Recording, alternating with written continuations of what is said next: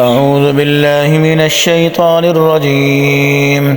بسم الله الرحمن الرحيم. لا أقسم بيوم القيامة ولا أقسم بالنفس اللوامة أيحسب الإنسان أن لن نجمع عظامه بلى قادرين على أن نسوي بنانه بل يريد الإنسان ليفجر أمامه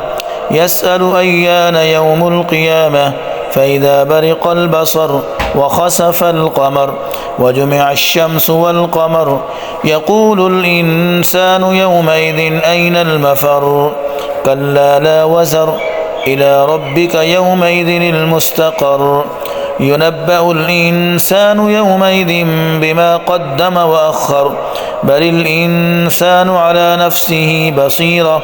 ولو ألقى معاذيره لا تحرك به لسانك لتعجل به إن علينا جمعه وقرآنه فإذا قرأناه فاتبع قرآنه ثم إن علينا بيانه كلا بل تحبون العاجلة وتذرون الآخرة وجوه يومئذ ناظرة إلى ربها ناظرة ووجوه يومئذ باسرة تظن أن يفعل بها فاقرة كلا إذا بلغت التراقي وقيل من راق وظن أنه الفراق والتفت الساق بالساق إلى ربك يومئذ المساق فلا صدق ولا صلى ولكن كذب وتولى ثم ذهب إلى أهله يتمطى أولى لك فأولى ثم أولى لك فأولى أيحسب الإنسان أن يترك سدى